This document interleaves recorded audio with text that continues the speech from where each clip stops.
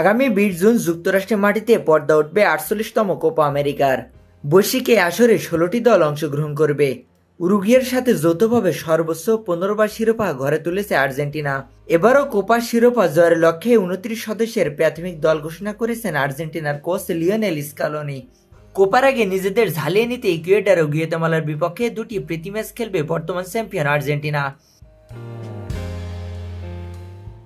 Scaloni ঘোষিত শক্তিশালী দলে আছেন অভিজ্ঞ Lionel Messi, Angel Di Maria, Nicolas ওটামেন্ডিরা।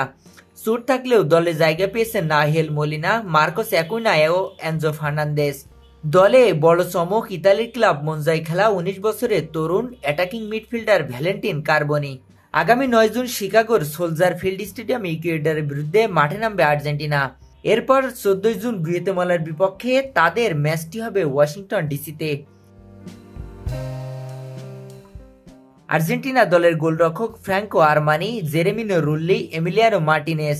Defender Gonzalo Montiel, Nahuel Molina, Leonardo Balerdi, Cristiano Romero, German Pezzella, Lucas Quarta, Nicolas Otamendi, Leandro Martinez, Marcos Acuna, Nicolas Tagliafico, Valentin Barco.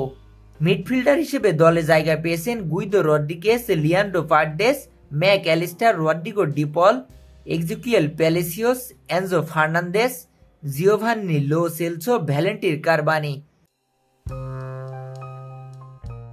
Forward হিসেবে দলে জায়গা পেয়েছেন Angel Di Maria, Lionel Messi, Angel Correa, Alejandro Garnacho, Nicolas Gonzalez, Lautaro Martinez, Juan Alvarez.